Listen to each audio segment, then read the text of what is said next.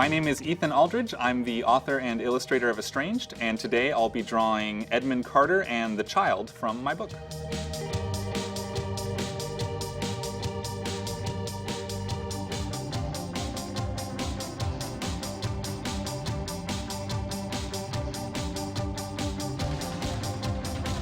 The characters in the book are based off of the mythology of changelings that you see a lot in old fairy tales, specifically in parts of Ireland and Iceland and things like that. The basic idea of changelings is you have fairies who will steal a human child and replace it with one of their own kids. The reasons for doing this are sort of different from story to story. In my book, it's just because it's fashionable to have a human kid. And so in this book, the human child is never really given a name because they don't see the point. And the fairy child, Edmund, kind of grows up in the human world, magicked to look like him. The good thing about this is it means they have the same face, so I only have to design one face for the characters. When I was designing these, there was a few things I wanted to keep in mind. I really wanted to make sure that they had a very fairy-ish appearance, so they both have very sharp eyebrows, lots of sort of sharp, wavy lines. Kind of gives them a little bit more of a dynamic, otherworldly look. Even the human kid, who was, still raised by fairies underground. He's who I'm drawing right here. Whenever I'm drawing, I like to always make a very rough, quick outline of the gesture of the drawing, so that way when I'm kind of mapping in all the details, I get a better feel for where everything's going to be. This is the first book in the series. It came out in August. I originally started it as a webcomic, just as a way to sort of practice my skills. I had just moved to New York City. I was trying to break into the book industry as a children's book illustrator, and I just wanted something that would allow me to practice my drawing skills and skills as a writer. And so I had the idea for this book, which was very much based on a few things. My love of fairy tales and old folklore, my love of sort of classic 80s fantasy films like Jim Henson's Labyrinth or Legend or Willow or things like that. And then also I became very entranced with the New York City subway system. It's not super great for commutes, but it's super cool visuals. I worked on it as a webcomic for, I think, about 6 months, and I was exhibiting some of the original paintings I'd done at a convention where it was found by my editor at HarperCollins, and they made an offer on the book, and now it's a real book. So in terms of costume designing, quite a bit of reference went into it. In the case of Edmund Carter, who's the changeling protagonist, I wanted him to have sort of modern look, but also sort of allude to those the 80s films that I really enjoyed that inspired a lot of the story.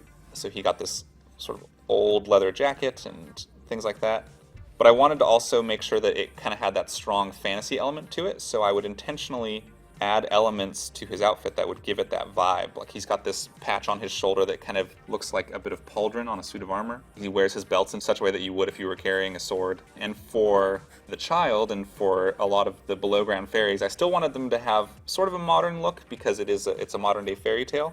But I had a lot of fun imagining what these sort of otherworldly beings would wear if they lived just beneath somewhere like New York City. And so I have got tons and tons and tons of reference of partially old world armor designs, but also a lot of Alexander McQueen designs went into them. And then just combining that with costuming from turn of the century plays in France and London, from Golden Age fairy tale illustrators like Arthur Rackham and John Bower. But in general, I wanted the costuming to be sort of modern, but for the entire look of the book to feel very classic and just like sort of a familiar fairy tale. For this book in particular, I'm not using it today, but for the actual pages I use a sepia ink for the underdrawing, which was a technique that was used by Arthur Rackham. And the reason for that is the brown ink helps to sort of connect it to the colors that will be painted over it more. It doesn't have that sort of stark black and white line, which tends to give it a bit of a cartoony look. It kind of has a more earthy feel to it when you use the warmer tones of the ink.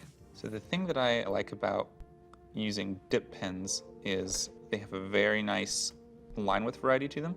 Unlike technical pens, if you press harder, you can actually change the width of the line. So it gives us this almost paintbrush-like feel to it, but with a little bit more control than you can usually get with a brush. And so it helps to get that very organic look that I really wanted for the book. And plus, dip pens kind of have this odd sort of scratchy quality to the line work that's sort of unmistakable, that it looks very hand-drawn. And it was important to me that the book feel like something that was made by hand.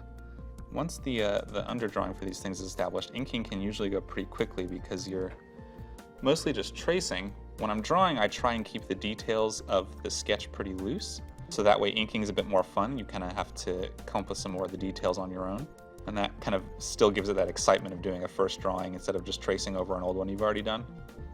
Comics can take a very, very long time to do, so anything you can do to kind of make it very dynamic and interesting is always very helpful to keep focus.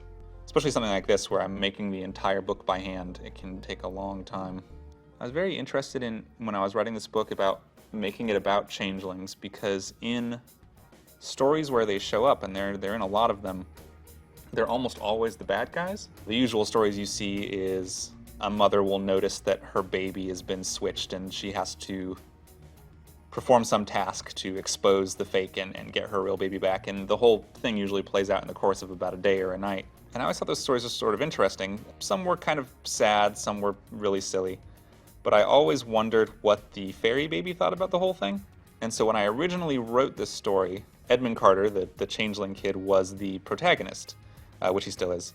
But he was the only protagonist, which meant that his human counterpart sort of played against him, which made him the bad guy, and that didn't feel right. And so I basically rewrote the entire half of the book I'd written at that point to make it so that the human child was the good guy, but that sort of made the fairy child the bad guy, and that also felt wrong, so I rewrote half the book again and finally hit on where they were both the good guy, and that sort of felt a little more emotionally honest. It was interesting to kind of explore this dynamic that shows up so often in fantasy, but explore it from a different angle to see what sort of emotions could be explored through that. As such, it becomes sort of an angsty book a lot. There's a lot of very explosive teenage emotions, which is not always great because one of them can actually make fire with his hands, so that's not always super good. But it all works out in the end, sort of. I wanted the child's armor to be very detailed because in the story, it's a thing that sort of the fairy royalty make him wear, and so it just seemed like it should be as sort of gaudy and ostentatious as possible, which is a great idea from a design perspective. It's not the best idea when you realize you're going to have to draw it hundreds and hundreds and hundreds of times over the course of a book. The good news is when you do that enough, I can actually do it fairly easily and quickly now, but it took a long time to get to the point where I knew where all these different swirls and weave patterns were. It's important to me to have a lot of good storytelling in design. If you do it well, an outfit or the way that a location is designed can tell you as much of the story as actual words can. And so I try and think a lot about why are these characters dressed the way they're dressed? Why is their hair combed that way? Why are they wearing these shoes? And what does it mean about them as a character and as a person, as their life story? And if you do it well, the audience can tell a lot of the important things about the character just by glancing at them. When you have two main characters who are sort of magicked to look like each other, it's important to have them have a lot of similarities, but you also want them to be very easily recognizable as two separate people so that the reader doesn't get confused and so that it establishes their individuality as a character. And so there are some differences, apart from the outfit, between the two characters. The child's hair lays back mostly flat, and it's smoothed back to sort of show how rounded his ears are, which the fairies would find amusing, whereas Edmund is very spiky and very sharp angles and very fey looking. And as another little nod to classic folklore, Edmund, the fairy child, is left-handed, whereas the human child is right-handed. Because in the old folk stories, one of the indicators that someone had been switched for a fairy was that they were left-handed. A big motivation in writing this story for me was in kind of bringing to the forefront a lot of the things I felt like those old folktales were trying to talk about. There was a sense that a child was not your own, that it wasn't what you expected, or that emotionally that you just didn't think seemed to fit with your child.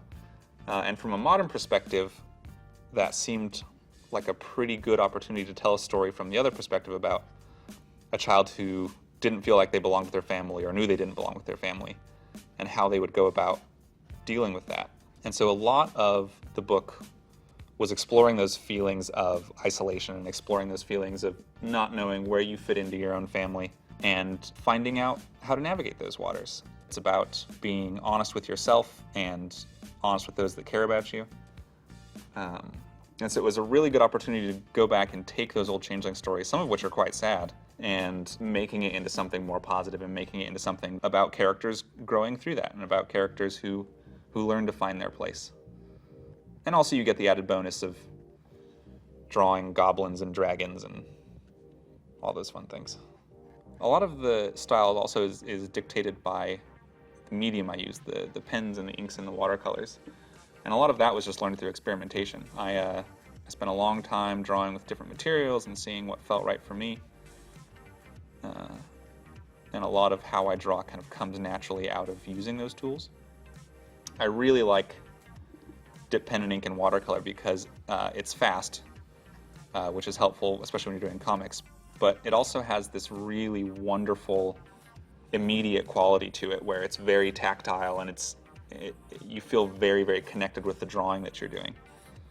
I try and put these little lines of texture in here a lot because it kind of gives the fabric of their clothing and their hair a little bit more of a lived-in quality. Everything looks a little bit scratchy and worn and fuzzy.